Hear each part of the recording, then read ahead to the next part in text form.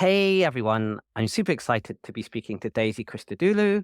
Daisy has written 3 books on education, including The 7 Myths of Education. She keeps a Substack newsletter at No More Marking. Her most recent book is about VAR, or video assisted refereeing in football. Daisy, welcome.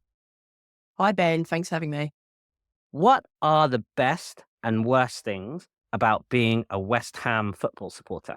The best things are, the best things are for me personally, my family support them. My dad supports them. So going with my dad to the matches is really good fun. We're a really historic and famous club. We play in the Premier League, which is the biggest global sports league in the world. So you get to go and see every week some of the best footballers in the world playing, which is really amazing. We won a trophy about 18 months ago, first trophy in a long time, which was really good fun. We have some really great players in the team at the moment. It's great to go along and watch. One of the worst things, I suppose there's lots of ups and downs. We won a trophy 18 months ago. Since then, maybe things haven't been too great. We did have a good win in the week. There's a little bit of discontent about our current playing style and manager. Our last home match, we were not our best, shall we say. So yeah, ups and downs. I guess a lot of football fans would say the same. So did you see, I didn't see, but I read the October West Ham versus Manchester United Mm. game. And I was reading there was a last minute penalty decision given to West Ham for a foul in the box, which was given by VAR for video assisted refereeing. So what did you make of the decision? Yeah, I was at that match and it was quite a controversial decision, I think, at the time and afterwards. I think afterwards, the referee's chief, he came out and said, actually, they were wrong to give that penalty. The original on-field decision was correct. It shouldn't have been overturned. I have to say, watching it in real time, even though it worked for West Ham and it meant we got a penalty and we won the game, I did think seeing it in real time and then seeing the replays, it felt quite harsh on Manchester United. I think if that had happened to my side team, I would have been a little bit annoyed. And I think the general approach this year, which I probably would support, is referees they're trying to use VAR less, and I think that's definitely one way to cut down on the controversy. So they're trying to say, look, you only go and review it if there's a really big error. Don't just go and look at it on marginal decisions. And so the issue with this particular decision is it didn't feel like a really big error. So in that case, it shouldn't have been overturned, should have stayed with the on-field decision. Of course, one of the things I sort of write about is what is the line between a really big error and not a really big error, just a kind of medium-sized error. And that's not always that easy to tell. So what do you see as the problems of VAR? You've outlined some of them in the book, but do you see 2 or 3 as being particularly problematic at the moment? Yeah, so I think one big issue, which covers kind of handball and offside, is once you apply technological scrutiny to things like handball and offside, it kind of changes the way the law's applied. So what with handball, what's been really interesting is once you start scrutinising, using slow motion replay, using people to go back and look at things, you suddenly start spotting loads more handballs than there ever were before. And so you suddenly start giving a lot more fouls, a lot more penalties, and people are saying, hang on, really, that's a penalty? The ball brushed his hand when it was hit against him from 2 yards, and we're giving a penalty for that. So you're suddenly giving penalties and fouls for things that you would never have done beforehand. And the same time with offside. I think offside before VAR, it was just had to be done by human judgment. There was a presumption of benefit of doubt in favour of the attacker. In reality, you couldn't precisely measure that benefit of the doubt because it was all being done by the human eye. And now you've just applied a really strict kind of application of it, and you've got the reviews. You're getting much stricter applications of offside, which again I think people aren't happy with. So I think what it's shown is you apply a lot of scrutiny to something, you don't always end up with more clarity. You don't always end up with better outcomes. So scrutiny isn't always the solution. Yeah, there's That's a one issue. over precision. Yeah, absolutely. And then I think the second issue, so I think the handball and offside sort of sit in one category of being, if you like, quite objective decisions that have still caused a lot of problems. And then you've got another problem with things like fouls, where you're getting like that Manchester United West Ham example, where the fouls aren't objective; they're relatively subjective. So you can have different referees who, will apply the law in a different way and have a different opinion about what is and is not a foul. And I think you've seen that a lot with the judgment of fouls, and with this, the rule in the first few years was clear and obvious. with the idea that you should only overturn something if it's a clear and obvious error. But unfortunately, a clear and obvious error, that's another subjective judgment. VAR, when it comes to overturning fouls, it hasn't reduced subjectivity. It's kind of just added another layer of subjectivity in. So you've now, instead of having one subjective opinion from one human being, you've basically got two subjective opinions from two human beings. And who is to say actually the second one is any more right than the first? And as we saw in that Manchester United match, you then have a third opinion coming out a couple of days later from the referee chief saying, actually, no, that second one was wrong and the first one was right. So again, has that actually added to our clarity, or has that actually increased the confusion? Would be the point. And I was reflecting on your book, and like you say, there seem to be two groups of decisions and a kind of spectrum between them, really. You have a decision which is meant to rely on a physical reality. Did the ball cross a line? That would be a simple one. And then you have some decisions which really rely on some form of human judgment, and they interact. For instance, handball under what I presume were the old rules is, yes, it touched the hand, but was it deliberate? So this idea that there's judgment and the intention has to come into that. And obviously VAR or video or all of that can't, there's just another layer of judgment that you say, particularly on that one. And I was really interested in seeing that deliberation. And it struck me because I was looking at some of the surveys, and before VAR, there was some surveys which suggest, people were fans were quite interested in having it because they thought, it would settle these decisions. And then in the last few years, it's been much more mixed as a reception, particularly for people actually in the game. The one sitting at home on TV is also maybe a little bit different. And then I was also reflecting that it seems to be really different in some other sports. So in tennis, VAR is seemingly much more accepted. I think it's a Hawkeye thing.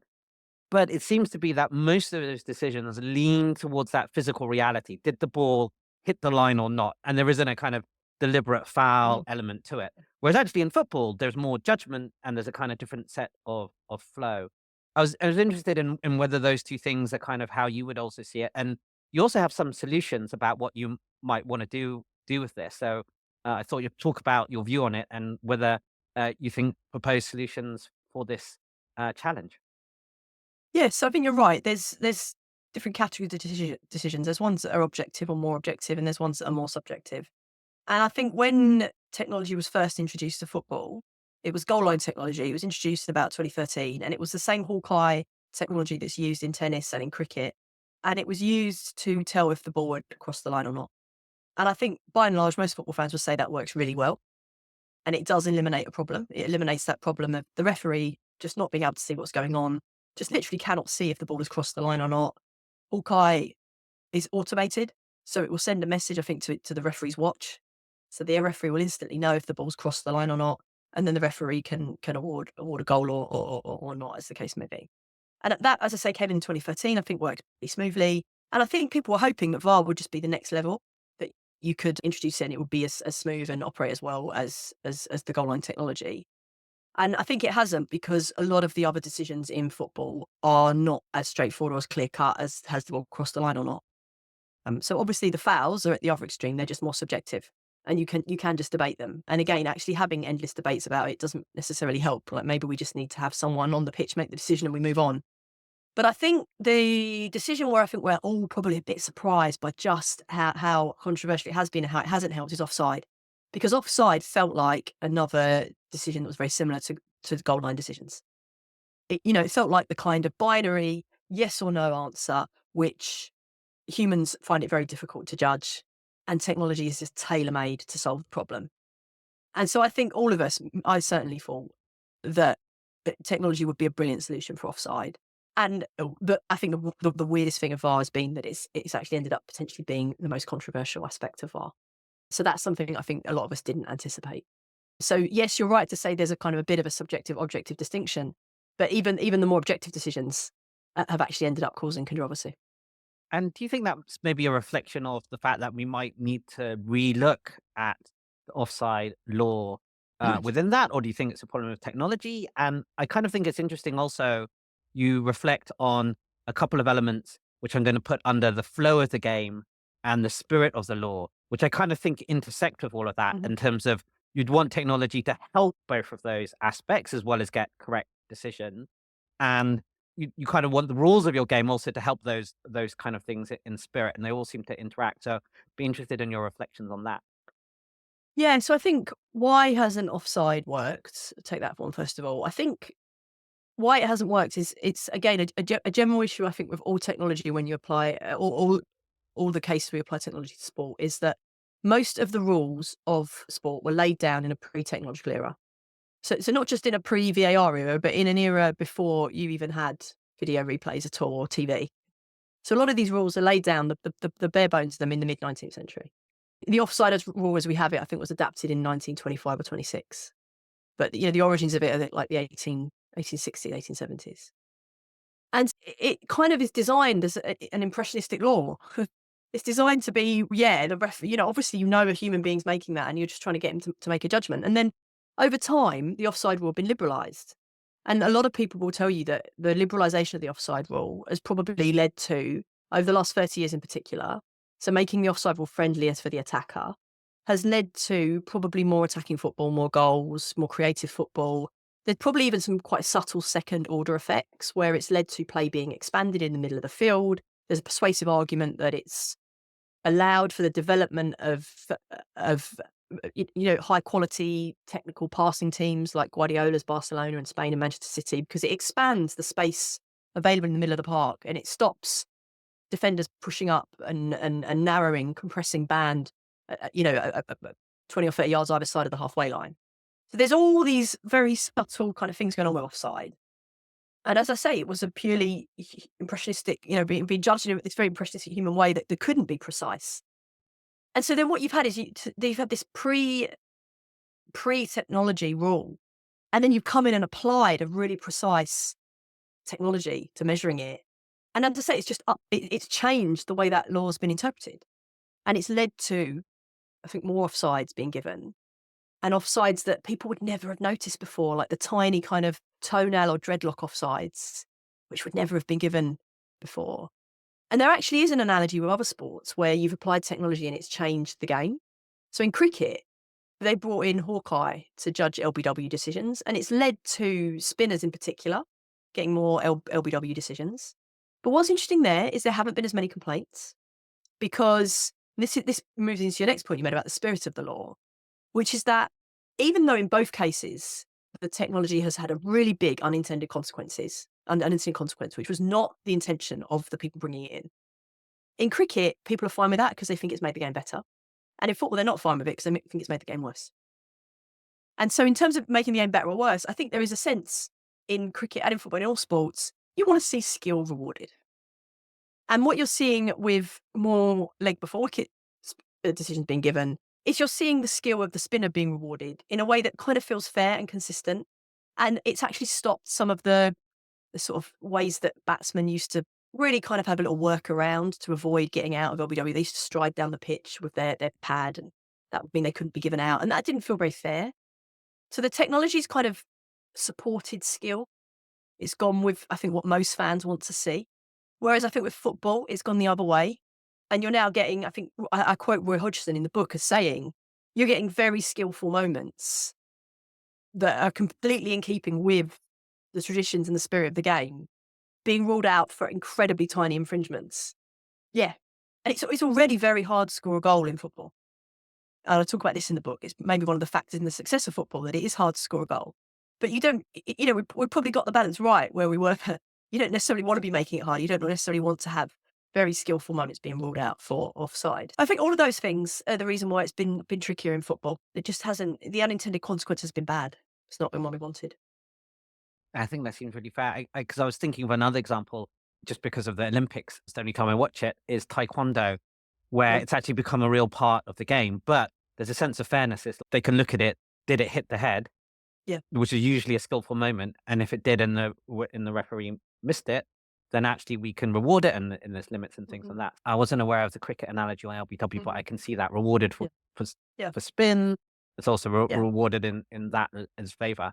But I guess there's that other element you talk about is actually in football, it seems to interfere with the flow of the game, particularly I think if you're watching it in person. Yeah. Whereas I guess cricket's a little bit more episodic anyway. So you've got, you bowl in and you things like that.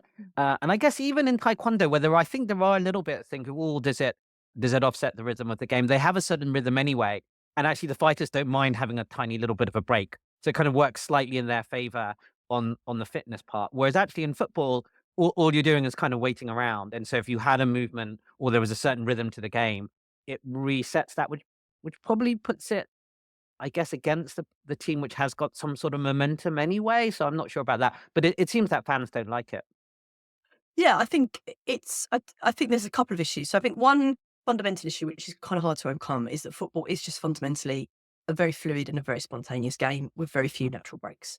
And that makes it very different from cricket and tennis, where you've got these successful examples of being used. And as you say, probably taekwondo and other sports as well. Certainly very different from American football, where there's lots of frequent breaks. So that's one kind of fundamental factor that I think is always going to make it hard in football, that you just don't have the natural pause. And so you're inserting a pause that isn't natural into the game.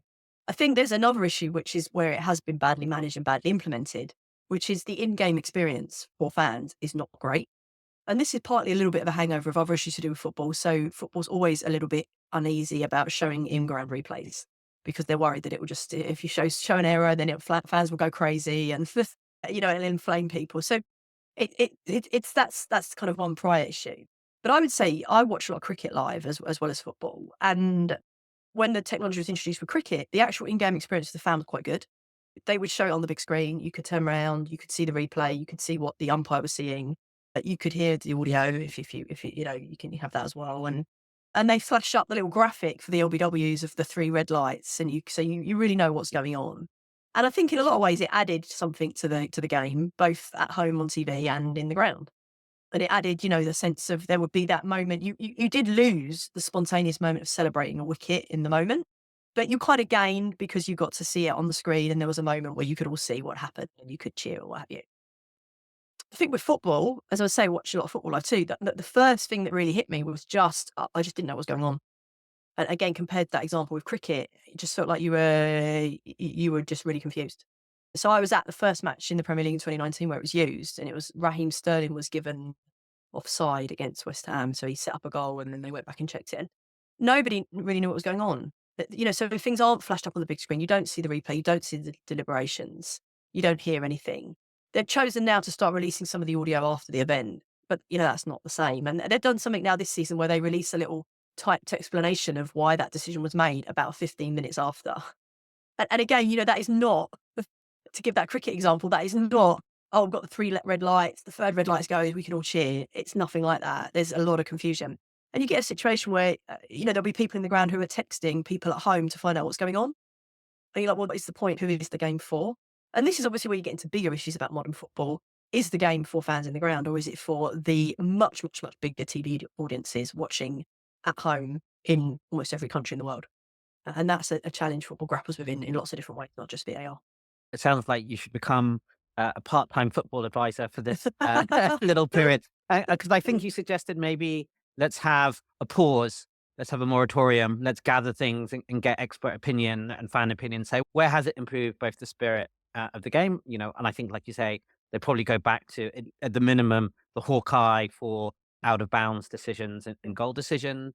Yeah. And maybe there can be a little bit more of a debate. You're right. The interesting thing is one on the offside, and I've seen some of those where it's so close, and you kind of feel like, well, you know, who could really tell? It's Yeah. only going to be the computer. I was also really interested reflecting on it, and I think you mentioned this as well. At the really high level, one of the reasons I think sport's really interesting, and particularly football, is it seems to reflect a lot of what goes on around humanity, what humans think, creativity, how modernism goes and things.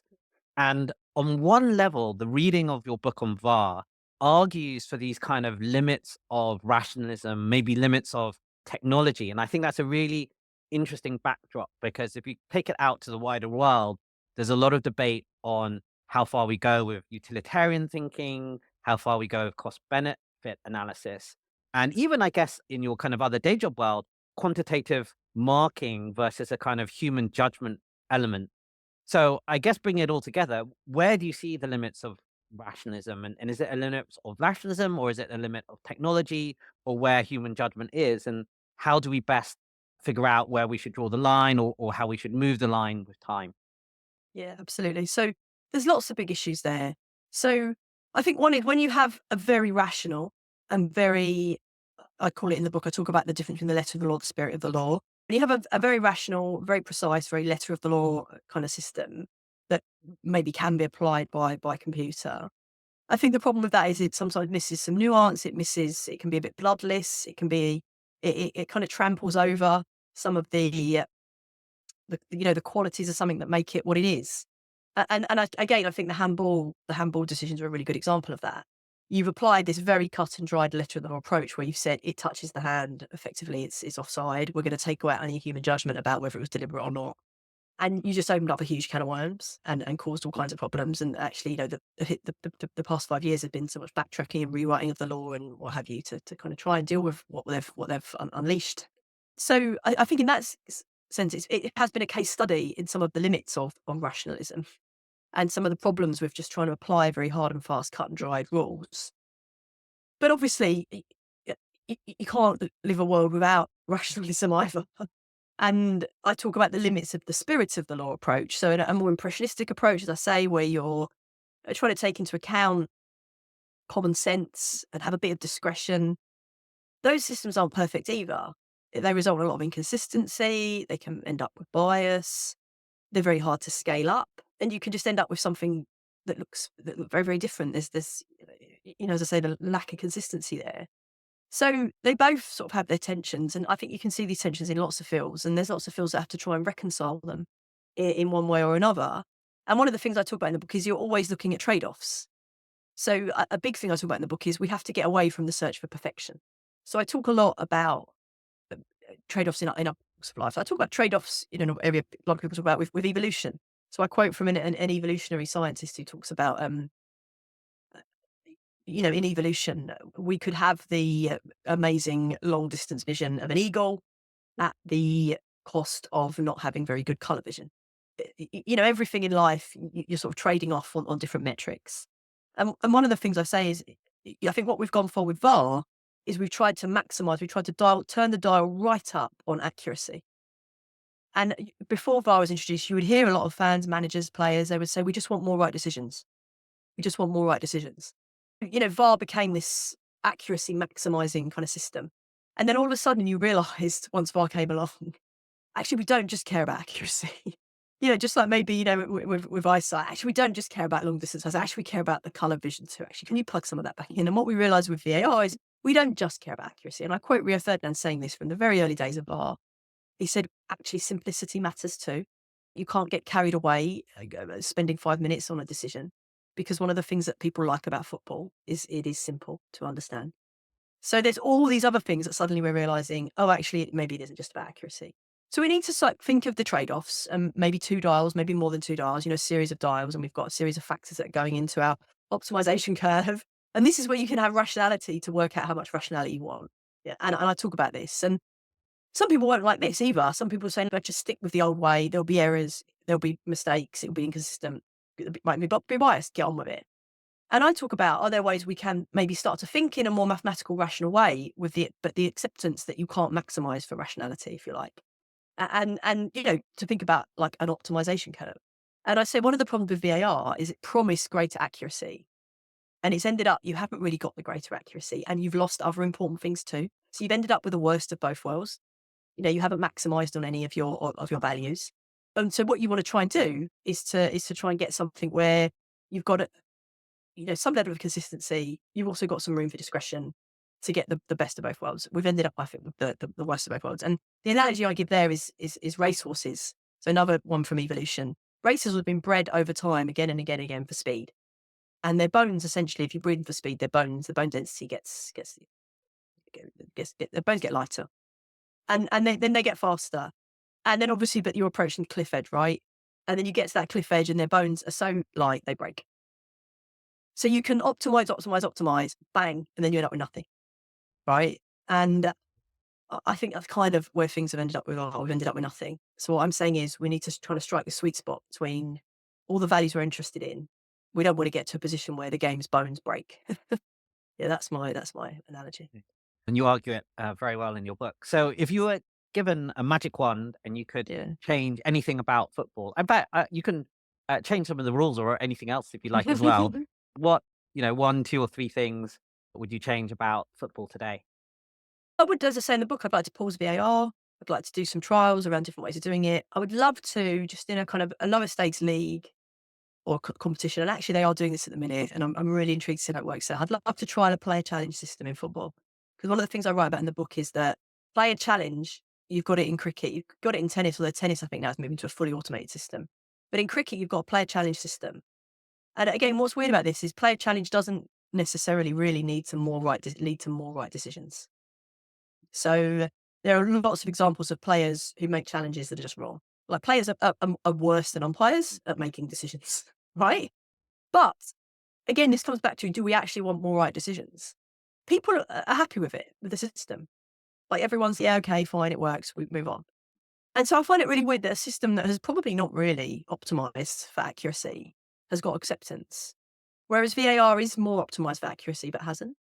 And so I'd be really intrigued to see, can you make a player challenge system work in football, given the constraint of it being a very fluid game with fewer natural breaks in play? And actually, I found out recently they are trialing this in a couple of FIFA youth tournaments, women's tournaments, I think. So I'll be really interested to see how that goes. Oh, yeah, that would be interesting. It's interesting looking at a couple of other sports. I'm just thinking back to the Olympics. Taekwondo is quite interesting because it's your coach who makes the challenge, although the player can indicate to the coach. Yeah. But one of the nice things about that, it just shows the importance of the fact that it's a kind of team that, the coach is really Yeah. important within it and they're having a different view. And I think they are slightly more often right than not, but they're not right all the time. And actually, they use it for different tactics as well. But then I was also thinking of, I remember the clay pigeon shooter. I can't quite skeets, I think they Yeah, call yeah, it. yeah, yeah, yeah. And when she saw it, and that, in fact, a lot of people in the audience saw it, but it didn't register. But then she was just really sporting, or at least in the interview, she said, that sport, it happens. Some decisions go with you and some not. And so that Mm, kind of felt, some uber spirit yeah. of all of that. Maybe that's a good pivot to thinking about rationality and challenges to your other hat you wear, which is within Yeah. education. And maybe you'll ask the same question within that, although maybe it's a bigger one or not. And if you had a magic wand and you wanted to reform, a few things about education, I'll keep it simple by Yeah. just saying maybe education in England, although you could Yeah. tackle Yeah. the world if you want, Yeah. Africa, US, or Yeah. something Yeah. else. Yeah. But if you had your magic wand around education, what would you do? What would you do for that? Yeah. So this is another interesting one. This is another big trade-offs one. If you were just giving me a blank sheet of paper to design the perfect kind of, school curriculum and assessment system, I'd have all kinds of crazy ideas. But we don't work in that world. No one ever works in that world. You always are working with what's gone before, with the reality of the system that you inherit. And particularly in the UK at the moment, and there's a curriculum assessment review going on in England at the moment. And one of the issues I think with it is there are big issues at the minute in England with recruitment and retention of teachers, big issues around workload. There's an SEN crisis, lots of students being diagnosed with SEN and not the support to help them with that. And so you're in a situation where, let's imagine, again, you designed the perfect system on paper, but it was so complicated that even more teachers less, experienced teachers. Is that then the perfect system? Well, obviously it's not, is it? Again, you've traded off too much. So my thing at the minute is, I think the English system, obviously it's not perfect. No system is perfect. But I would say there probably need to be some incremental improvements as opposed to kind of massive wholesale reform, because I think you have to recognise where the system is. I think one incremental improvement I'd really like to see, and it's part of my day job, is the way that writing is assessed at primary at age 11. So I think the current system has a lot of issues, a bit like what I talked about with the handball and VAR, in that you've got these rules, these very pernickety rules that are applied very precisely and don't really give you the outcome that you're maybe hoping for. And that's one of the reasons I got interested in thinking about handball, because of the day job, the work I do in writing assessment.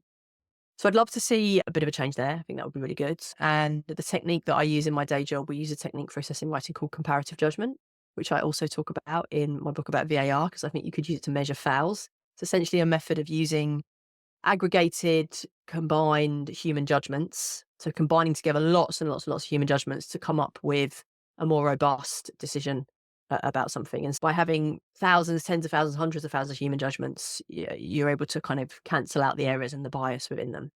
I'd like to see a bit more of that for writing assessment, and I'd like to see a bit more of that in football. A couple of other kind of smaller things. Again, another thing I talk about in the VAR book, which I think is relevant to assessment in England. I am not a huge fan of grades. So I do like assessment, and I like kind of scaled scores and robust measures. But grades are essentially, they're lines that are drawn on top of a continuous distribution. So a grade, you're just chopping up a continuous distribution of attainment into quite arbitrary chunks. And the problem with that is it's quite distorting.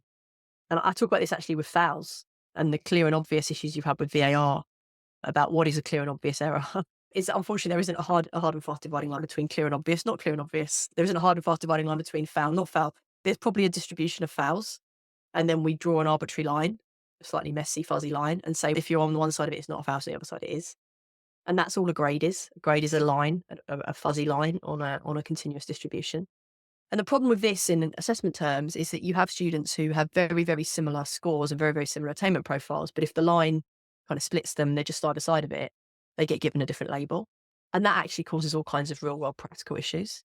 So wherever possible, I would prefer assessment results to be reported as some kind of scaled score rather than a grade.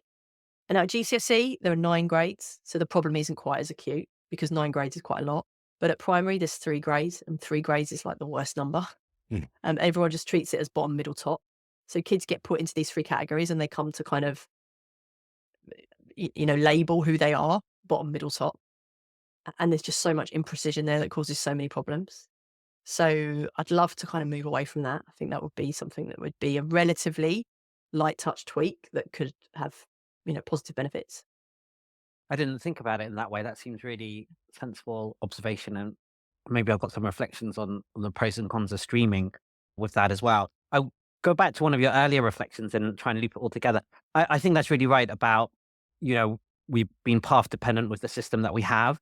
I tell this a lot of people so my mum's from Singapore, and there's a lot of people say, oh, we can do it this Singapore way. And I said, you can't, because Singapore have got this path dependent thing. And actually there's a lot of cultural aspects. So in schools, Singapore schools don't have any sort of same problems that we might have with mobile phones, because if you're caught using a mobile phone in an inappropriate way in a Singapore school, not only you will lose your phone, your parents will back it up, and everyone will think you're a real plonker for doing it. You don't get that same cultural element. Yeah. I just use it as a silly example. Yeah. And it counts in health all over. So we think, oh, let's do the Singapore system. Wow. Yeah. If you thought like a Singapore and you were a city state, maybe you could.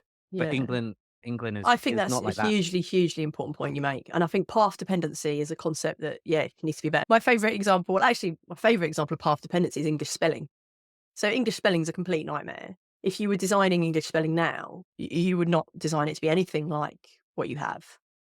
But it's if we revised it now on a more rational and sensible basis, again, limits of rationality, you would then be in a situation where it would be incredibly hard to read anything written before that year 0. So you would lose access to all of that kind of 1,000, 1,500 years, whatever, how much writing you would lose. I mean, maybe less than that if you look at sort of modern English, but you would lose touch with a solid few centuries of writing. You would make it much, much harder to access that. And you would have huge transaction costs switching from one method to the other. It would just be crazy, right? So path dependency is we have to put up with the letters. You must have probably seen that funny thing that you can spell the word fish, GHOTI, because of the different ways that all those letters can be pronounced. So we're stuck with that. Unfortunately, we're stuck with having to teach students a very irrational code that you would never have done if you had designed in the first place. And you can see those path dependencies in every part of a nation's policy. And so the corollary to the sort of path dependencies, you can't cherry pick. So you're absolutely right. I think there's lots of things to admire about the Singaporean education system. I don't think you can just pick out kind of certain things that you like and go, right, we'll plonk them into England, because those things exist within a whole network of history and policy and often quite unspoken assumptions. And that's a good example if you're one about the mobile phone. But there's loads of these. And I say the same as well. People talk a lot about Finland and Finland having a great education system. We should copy what they do. And a number of issues with that. One is that actually almost as soon as people started saying this, Finland actually started to slip down the international league tables. That was one issue. But another issue is that, again, you look at the history of Finland's education and Finland as a country, and it's got an issue where teachers are very highly regarded. It's a very prestigious job. It's a small country. It's a small country where the role of teachers the role of teachers in the Winter War against Russia was a really big deal. The sort of aspects of people identifying their national culture and one of the key aspects in their modern history. All of these things are kind of bound up with their education system and the role of teachers.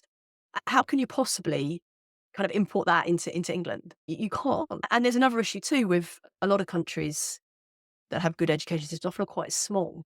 Yeah. And I think there's something as well about reform processes in smaller countries. There are probably things you can do where you can get all of your secondary heads into a pretty big auditorium that you can't do when your country's bigger than that. And again, these seem, I think to a lot of reformers, I can seem really like I'm just nitpicking here, but these are big issues. These are really big issues. And yeah, uh, you have to look at a whole system and its whole context I rather think than just trying to pick things out and plonk them in. that's absolutely right, particularly with Singapore. There's things to do with scale, there's things to do with culture, path dependency. We need some social science, some interdisciplinary social science, which looks at things like path dependency and trade-off, Mm. football and education, and put some sort of historic Brilliant. things going, oh, Yeah. this is the way we should do it.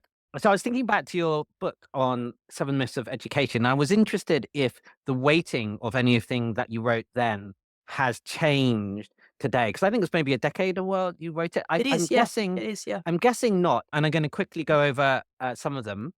One was all about this fact, knowledge-based, Mm, knowledge-rich sort of curriculums, preventing understanding and that on mhm, skills. Teacher-led instruction being passive. The fact that 21st century will say technology changes everything. The kind of, you can always look it up, just look up Wikipedia or AI. This thing about too much emphasis on transferable skills, whatever that's meant to be. And we've already alluded to the fact that a lot of these things are much more intersectional than you think, mhm, and that projects being the best way to learn. And then I guess one which is kind of political, or that teaching knowledge is meant to be indoctrination. I particularly, I guess, on the first one, on this knowledge based or knowledge rich understanding, I think that still definitely seems to be holding up. Would you put the emphasis on any of the others differently, or would you call out that? Because I think, I was just looking at it from afar. Not everyone, but I think a lot of systems have tilted a little bit back towards a kind of knowledge rich curriculum if they had strayed towards this kind of skills idea, although not everywhere. But I'd be interested in your view. Would you put anything emphasis, or would you put something else kind of different in that list today? Yeah, so just for a bit of context, yeah, I wrote the book 10 years ago. I was writing about how knowledge was important and how knowledge had been a bit downgraded in education. And I was making the case for the value of knowledge and that you can't have a skills-based curriculum because of the nature of the relationship between knowledge and skills. I think when I wrote that 10 years ago in England, it was a controversial book. You can see from some of the reviews I had at the time, people didn't like it. I think 10, 15 years ago, knowledge was a bit of a dirty word. It was seen as something very passive, very low value, very, something that you had to kind of, if you did anything with it at all, you whisked for it very quickly to get onto the higher order skills. And that was the thing I took aim at in the book, the idea of lower order knowledge and higher order skills. I think things have changed a bit in England in the last 10 years. So I think you can now have more of a conversation about knowledge. There's more things to know about cognitive psychology and cognitive science, which I write about as well. So I think the debate has moved on a bit. I would say globally, though, and outside of the sort of niche English education policy world, I think there's still a lot of lazy tropes around. I think the one that I would, of the 7 chapters in my book, each one dealing with a different myth. The one that I just come back to again and again, it feels like banging my head against the wall, is I think it's number 4. It's, you can always just look it up. So this is something I think that goes beyond education. It's just an idea that people have about the world that now we've all got a smartphone in our pocket, we no longer need to know anything. And the latest kind of iteration of that is we haven't just got Google, we've got ChatGPT. So we don't just have to Google it, we can ChatGPT it. And what I try to show in the book is this is not actually necessarily a technology issue. There's an issue to do with the limitations of our cognitive architecture, which is that we have a very limited working memory that can only handle a certain number of new items at any one time. So whatever kind of fire hose of information is being thrown at you by Google or ChatGPT, and however easy that information is to access, you have still got this very narrow pipe that you can get that information into your mind, and you still need, in order to make sense of it, all of the information you have stored in long-term memory. So there's quite a lot of paradoxes here. It's that in order to make sense of something you see on Google, or indeed in order to construct a decent Google query, you need to have already a lot of information in long-term memory to help you do that effectively. And actually, Google and ChatGPT are not going to be the most effective ways of acquiring that information in the first place. So in order to gain knowledge, you kind of need some knowledge to begin with. You can't just set students off on independent inquiries to learn everything that they need from Google. And I think actually in the last few years, we have started to see more and more people are realizing the problem. If you just let people go off and do their own research and where they end up and the rabbit holes they can end up in. Yeah, I think the point I'm if I was going to, maybe I'll do a second edition of Seven Myths About Education. I might try and update that chapter and just try and press it home a bit further and update it to include some bits about AI. I mean, it's remarkable as a kind of, again, a far observation about how knowledge from certain domains, this is more just kind of in research, don't really filter in, or the people who can make these kind of comparisons, kind of like you have done with football and education, it doesn't seem to be prevalent. So one thing I think, and I think you talked about this because it's very well known in cognitive science, is around spaced repetition, putting things into long-term memory. Yeah. And as far as I know, I don't know, do they teach that to teachers, or is it like a common practice within learning? Because it still seems to me niche when I kind of talk about it to people, and there's efforts and things around it. But there definitely seem to be cognitive techniques which are known within cognitive science, but don't seem to have passed through yet. And maybe we can say this a lot about education pedagogy as well. And the fact that a lot of these debates kind of within education, listening to your sort of history of education podcast as well, kind of go back maybe hundreds of years, maybe even a couple of thousand years back to the Greeks who had some of these Mm-hmm. debates as well. Yeah, so I was interested in your reflection on both maybe space repetition and how much these arguments have been around for such a long Yeah. time. Absolutely. So I think on the issue of the space repetition, the cognitive science, this is something I talk about a lot in my book, that we know more now about how the human mind works than ever before. And perhaps in the last 50 years, we've learned so much. And yet a lot of that knowledge isn't necessarily well known in schools or well known by students or even by teachers or in teacher training colleges. I think that is starting to change in England, but I think it's fragmented. I think back in 2014, I was on a government review of initial teacher training, which flagged up that there were some issues around kind of that evidence being taught in teacher training colleges. I'm not sure how much better things are now. They're maybe a little bit better, but I think it is patchy. I think across the profession in England, you have got greater awareness of things like retrieval practice, spaced repetition, things like that, which I think is a good thing. I think there's greater awareness, whether that means everything's being implemented effectively all the time. That's not the same thing as greater awareness, but the greater awareness is definitely a start. And there's all kinds of issues as well with students and their understanding of how they learn. So I think there's a famous study. What do students do to revise? Their favourite the favourite revision strategy is rereading and highlighting. And that's the least effective revision strategy. And I'll always remember seeing students revise and having their binder full of notes and pages that there were more words highlighted than weren't. You think, what is the value of this? How is this helping? You're going through it with a nice yellow highlighter. And the most effective strategies are self-quizzing, flashcards, spaced repetition, and often students don't know about those. The other thing is they can often be quite hard to set up. And I think, again, in defence of students as well, we don't often help them necessarily, not just in terms of what we tell them, but also the structures and the rhythm of a curriculum. So I think that's probably one of the challenges for teachers and students implementing new ideas, is it isn't often as simple as saying, oh, spaced repetition is amazing, you should all be doing it. To do spaced repetition properly probably needs completely revamping your curriculum, completely revamping the kind of tests you set, completely revamping how you teach. It's not as simple as saying, "I'll do some spaced repetition tonight." So these things, once you get into them, they're not always straightforward. Yeah, no, exactly. If you're doing space repetition, really well, you need to come back to an idea maybe 2 months later or 3 months later, in short doses. And that's obviously not how curriculums are designed to set up. You do a Absolutely. module and you kind of go on Yeah, this kind of back and forth and exactly. interlinking that you would have. And a typical sort of school test, I think typically students want to go away and they want to study for a test in 4 days' time, and they want to cram what they need to know for that test and then forget it. And actually, if you want to remember something for the long term with spaced repetition, you need to be revisiting it on that spaced repetition schedule, potentially over a very long period of time. So reviewing it more in the early days, but continuing to review it as time goes on. yeah, if you just cram, if you've got 3 hours to spend learning something and you cram them into one 3 hour block, that is not going to be as effective as splitting it into six, just for argument's sake, 6 30-minute blocks spread over maybe 6 months, right? So you want to try and space things out more. Yeah, that makes sense. A couple of perhaps more niche thoughts or questions I had, because I thought you'd been expert on this. School buildings.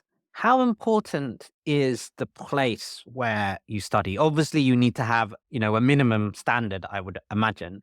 But then how important it is to go further? And I guess just from far observations, there are these sense of when you think about large public buildings, you know, not only is there kind of the actual amenity. So does the thing work and does it work? But these ideas of civic pride, is it a nice place to work in? Does it make you feel good? Those things which interesting as sort of a judgment thing are probably hard to put in quantitative things.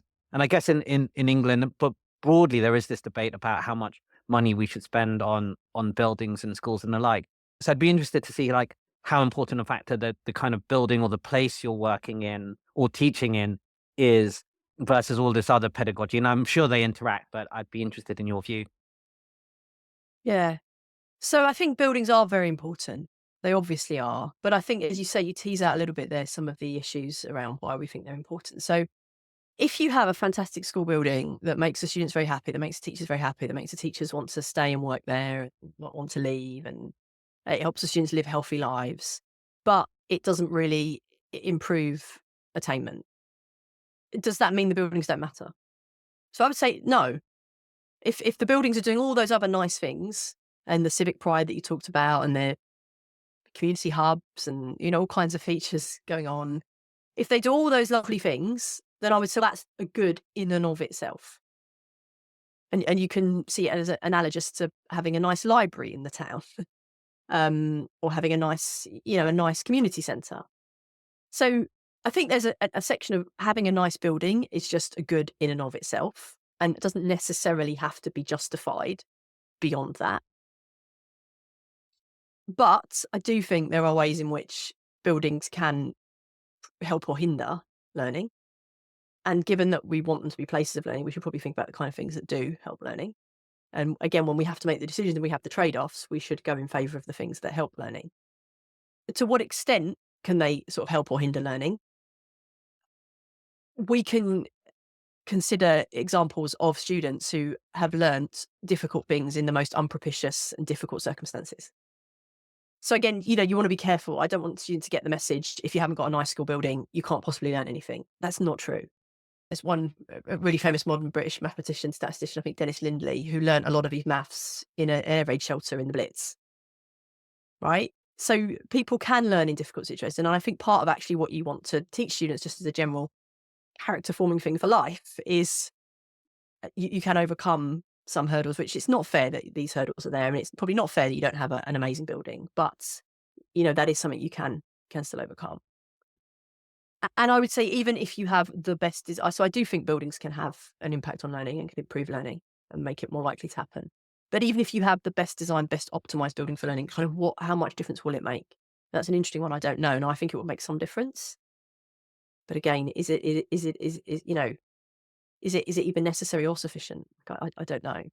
But then what is the ideal building then? What is that? And I would say early in my career, I think I worked in some buildings that weren't ideal. So I do think it's important to say there is a difference. And I worked in some buildings that I think made learning harder. So some buildings, classrooms without walls. I've been in schools like that. I don't think they help. I think the noise, I think you need to form long-term memories. I think you need to be able to concentrate. I think silence can help with concentration. I think noise all the time makes it harder to form memories. So I do think there need to be quiet rooms. There need to be some divisions between students who are doing things that are noisy and students who are doing things that are not. And I think if you don't have walls, it's really hard to have that. So a basic requirement would be walls.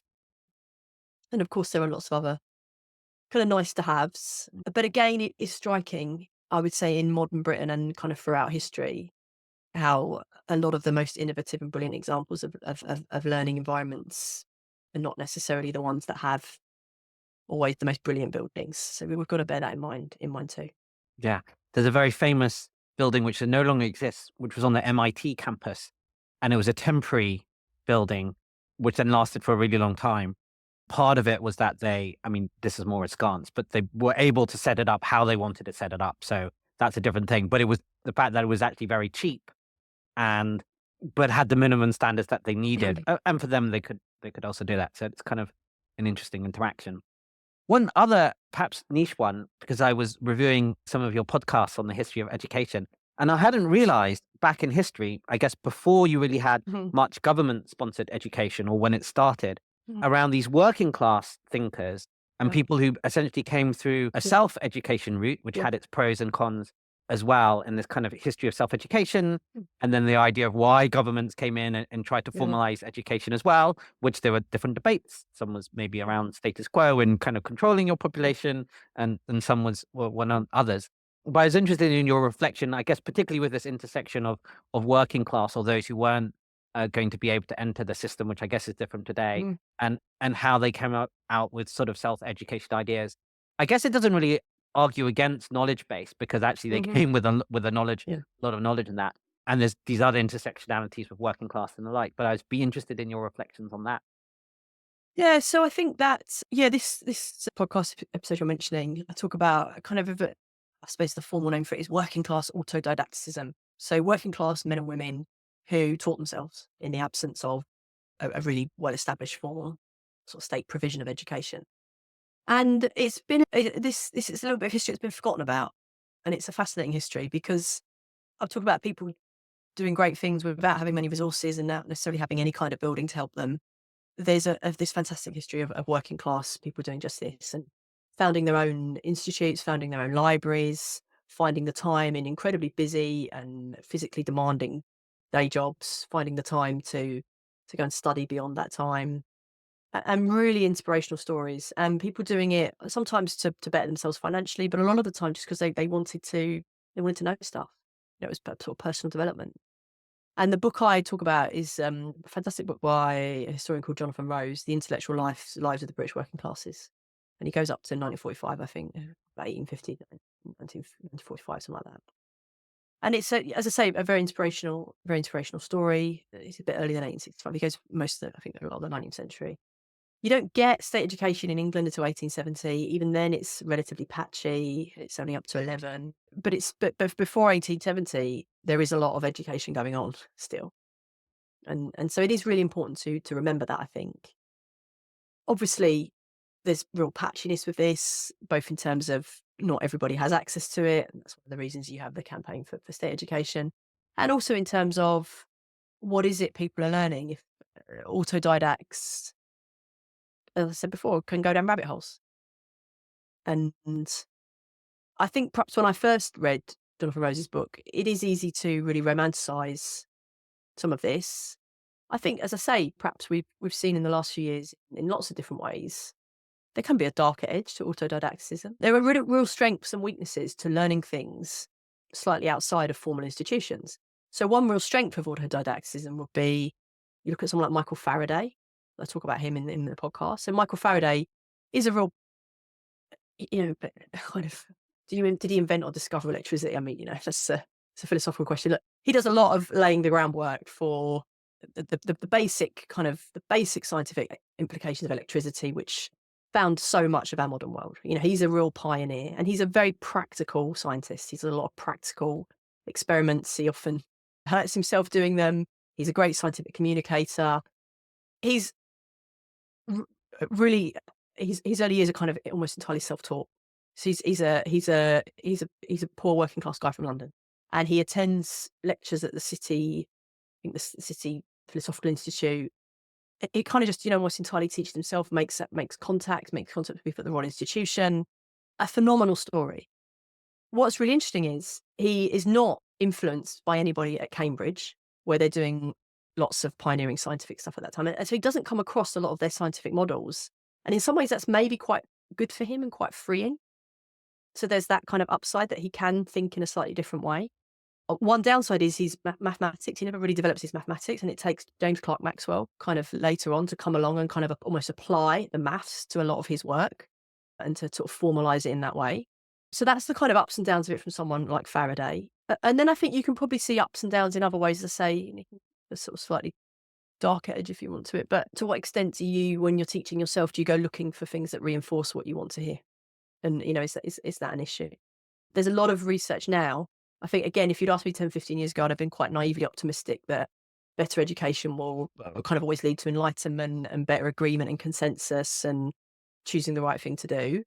There's a lot of evidence now that people who know more about a particular issue are actually can often be more kind of ideologically motivated. Yeah. They get more entrenched in their So view. yeah, and actually, if you know a lot about a topic and you're presented with evidence that disagrees with your prior information on that, again, you'll have more information to argue back against it. So I think they've done this with climate change. That they've done lots of studies where people are sort of shown information on that, and actually, the people who are better informed about climate change are often kind of least likely to sort of change their minds. So these things are really complicated. Yeah. I don't think There's there's another easy resolutions dimension there. which isn't often Yeah. picked up, which I think it basically is an open-mindedness dimension, which Yeah. actually overlays on that. And Yeah. if you don't have that as your dimension, then it doesn't Yeah. really figure. And I think that's I right. know. Yeah.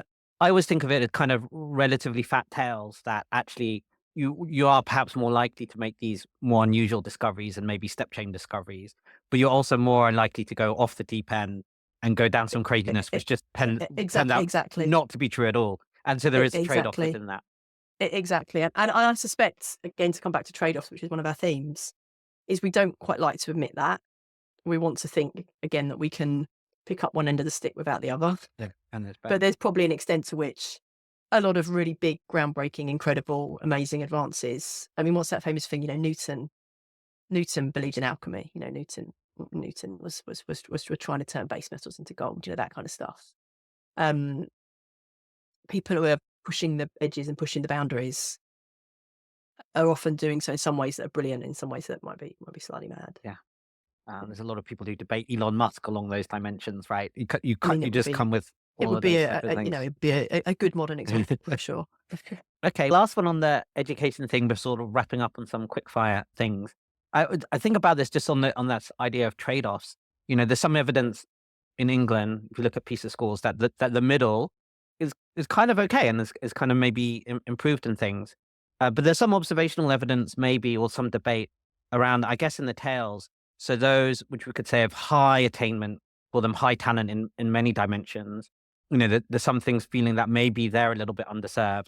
And then on the other side, those with sort of learning difficulties or somehow some other socioeconomic or lens where they're underperforming. Like you said, actually, the government spend a lot, successful governments spend a lot of money on that. And people, again, feeling that it hasn't quite worked out. I guess those are things on the tails. And there's a trade off between concentrating too much on the tails when you've got the 60 or 70% in the middle, which you're trying to give good education towards.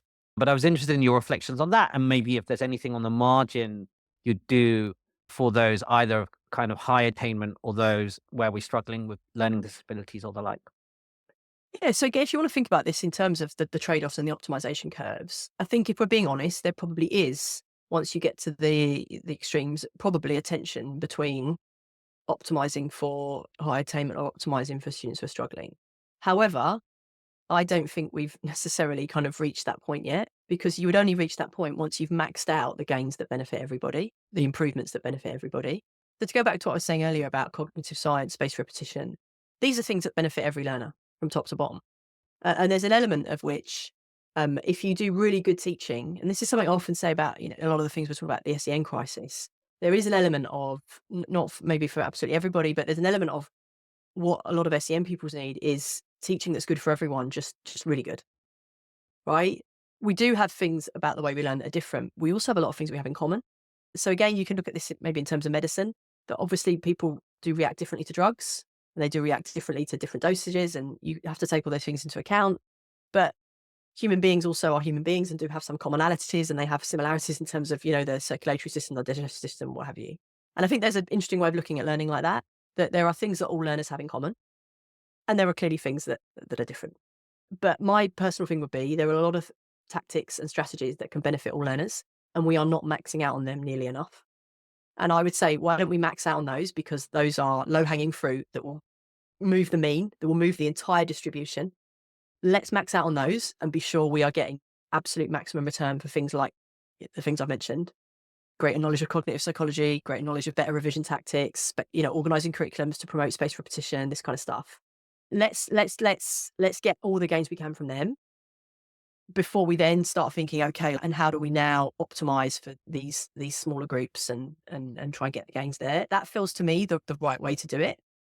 And I think the issue I have sometimes when we want to slice and dice people's up into ever finer categories and craft a, completely personalized, individualized strategy for every individual student is can end up in difficult places there. You can end up in some very unevidenced places. I am slightly worried that the attempt to kind of do that and come up with these personalized strategies, I write about this in my third book, Teachers versus Tech, it leads to a promotion of some ideas that don't have very much evidence behind them, like learning styles. And you get students saying, I don't want to read that book because I'm a visual learner. Can't I watch the film instead? And actually, there are all kinds of good reasons why, but you can't. Reading is different from watching a film. So my personal thing would be let's get these high impact strategies that work for everybody. Let's try and use them as effectively as possible first. That makes sense. We're not maxed out on good things to do. Absolutely. So let's Yeah. do that. Great. So Yeah. a couple of fun questions before wrapping up. So in Britain, we have a quiz show, University Challenge, and you were a team leader back in the day. What did you I was, learn long time from ago going now. through University Challenge? Anything unexpected or anything you'd share from that experience?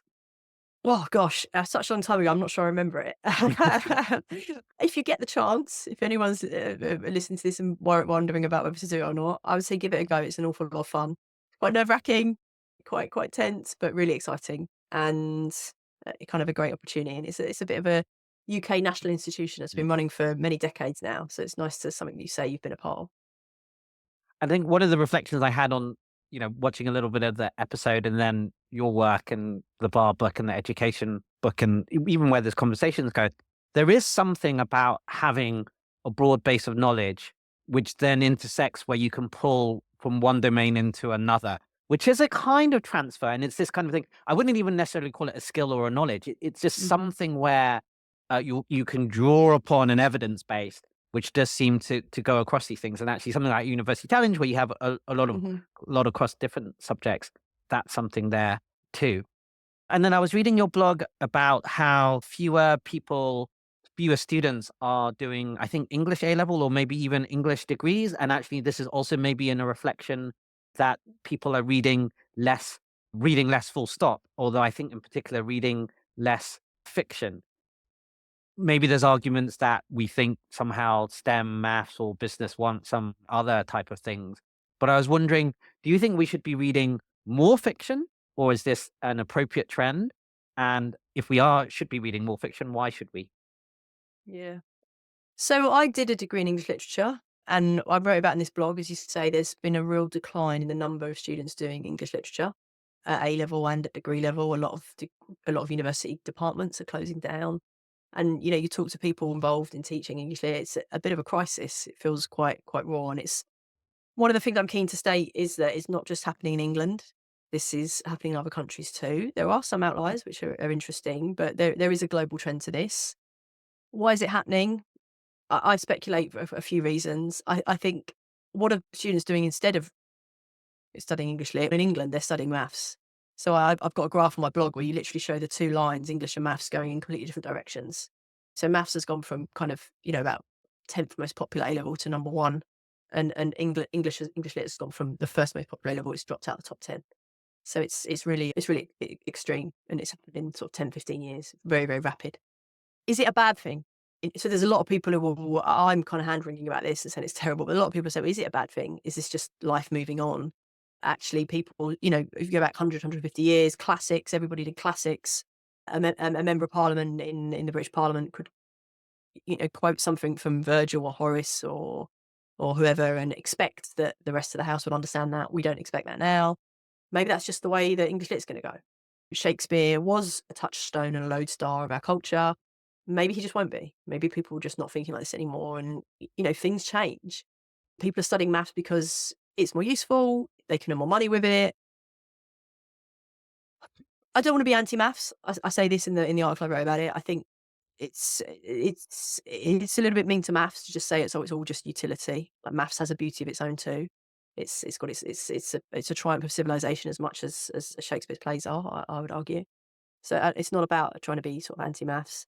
I think there are a couple of interesting questions. One thing talking about to teachers is, have we got students studying maths who are maybe doing it because they think it's the good thing to do, but are struggling with it? Is that a good thing? Can argue it. Maybe if they work hard at something and get better at it, it can be good. If they're working hard and struggling, and then they're not cut out for it, that maybe is a challenge. That's one thing.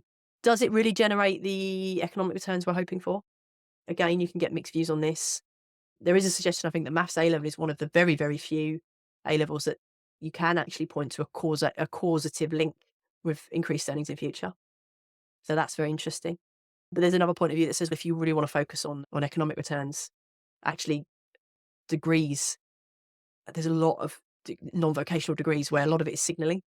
And to the extent they offer a graduate premium, it's not necessarily to do with what you're learning. It's to do with the prestige of what that piece of paper says about you. So that complicates any factor, any attempt to kind of work out the value, the economic value of some of these non-vocational degrees.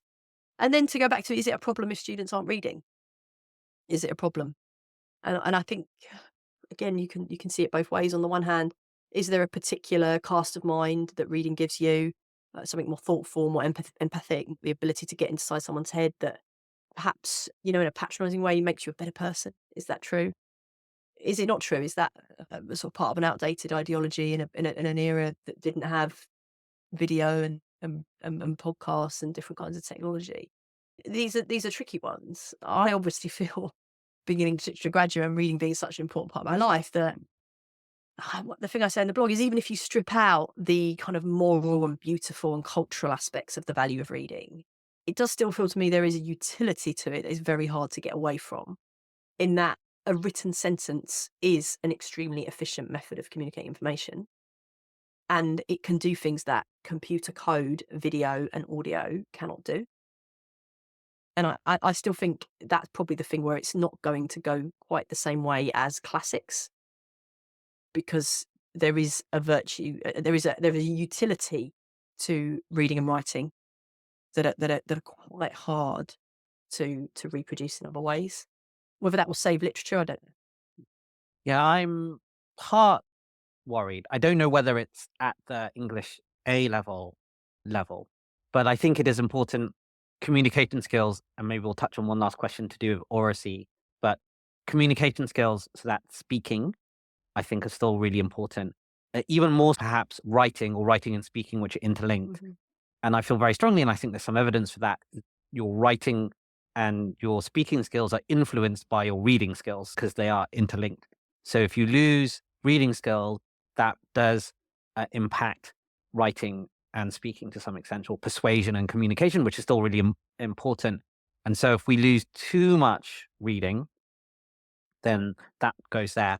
And I would say, particularly for fiction, I think there is something important about being able to think in the world beyond yourself. And I think we sort of alluded this to, where do you just go to your own rabbit hole, and how do you get out of that rabbit hole to be challenged by things which aren't necessarily of your world or of your character?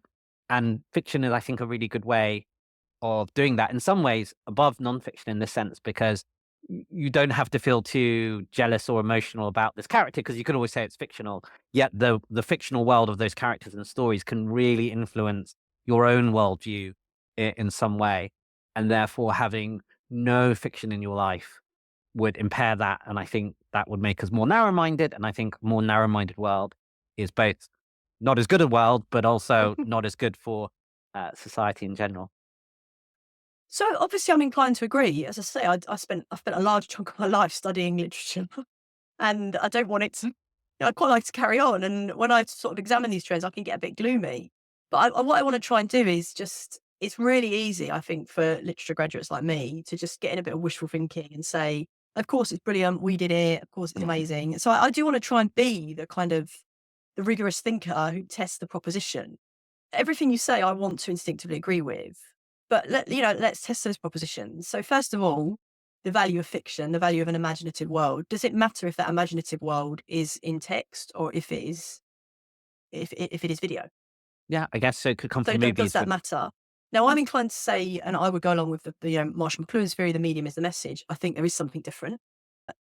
So I don't think the two are completely analogous. I said that before. You can't have kids, when kids say, "Oh, I don't need to read the book. I can just watch the film." Your films are different. They are different media, and there's different ways that they allow you to think, and there's things they can do, and there's things they can't do. So I'm inclined to say that they are different media. But if the thing you're saying is just about, but in trying to, the value of a story or a narrative, can they tell a story or narrative in the same way? Like, what is it you're losing? What is it you're gaining from not reading? I think for me, there is something, as I say, the difference in the meaning, the things that are going on in your mind when you read that is different from listening to something or watching a video. How valuable are those things? I don't know. I mean, maybe we're about to take part in a giant experiment Yeah. where we'll Uh, find out. and I guess you're right. Um, And the trend yeah. is moving away from us. So maybe they will be, And I think the other thing where I feel quite gloomy about all this is we can kind of pontificate with this all we want. And let's say we sit here and we decide, no, absolutely, there is a qualitative difference between both the difference between words and a video and the difference between kind of reading inhabiting lots of other people's minds in fiction and not doing so. Even if we decide that's really important, there may well be cultural trends that we are powerless to change that are just beyond us.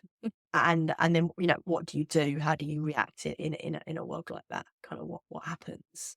And I think there's an issue here with schools as well, is that I think there's a lot of things that schools can do, and I think they do have a lot of power. And I think the national education system, I think it is funded to the tune of something like 100 billion a year or whatever, and lots of people work in it, and the things that students have to do because of it. So it does have a lot of power, but it also, it still has limits.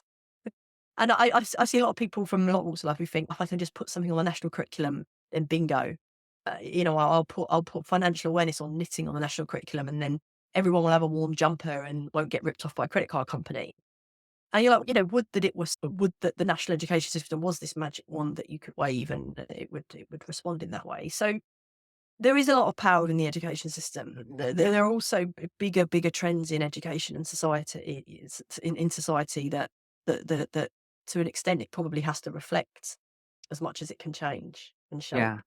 I But these mean, are tricky things. I always think, to what ability can we teach people to love reading, say, if that's what, Mm, even if that's what we wanted to do? Or, everyone says, oh, we read it in business blogs. We want people who are curious. Is that a teachable thing? And what does that yeah. even mean within that Right. context?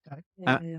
and maybe you can teach it to some extent, but I'm pretty sure in school, every book maybe not every book, Mm. but certainly books I was forced to read, or rather heavily encouraged to read, Mhm. never had quite the same joy as the book you discover yourself. So I don't quite really know how that Mhm. works out. Great. Last couple of questions then is, would you like to highlight any current projects that you're working on now or in the future? Are you going to be writing another book? Projects So with one of due the to education? things, yeah, one of the things we're working on at No More Marking, we have this really nice comparative judgment system of assessing writing, which we've been running for 7 or 8 years now. We've got a really cool new addition to it, which does use artificial intelligence. We've been playing around with lots of different ways of using artificial intelligence. We are very aware of its flaws. We are very wary of just throwing it at a system because we know the errors it can make, and we've written about them. But we think we have managed to come up with an idea that works quite well. And it basically allows teachers to give some verbal comments on a piece of writing as they're judging it. And for all of the verbal comments that many teachers make on that piece of writing, the AI, first of all, the first step, it transcribes them all. And then second of all, it combines them all of the teacher comments into a nice polished piece of feedback for the student and the teacher. So that's something that hopefully will save teachers spending lots of time writing out comments. So That that's seems, that's a cool thing we're working on at the moment. yeah, that seems like a good project. Great. And then last question, do you have any, I guess we'll call it life advice, or advice, I guess, to parents or teachers or in your career or observations of the world that you'd want to share? Oh, good question. I don't know. Is there anything that's sort of generalizable and relevant for everyone? I don't. We talked about spaced repetition. I really love it. I think it's really cool. I think even if you're an adult and you're out of formal learning, it's a lovely way to kind of just remember more of what you read. Mhm. And the earlier you start, it's like a pension or compound interest. The earlier you start, the better it Mm. is. So what the app I really like is called Anki.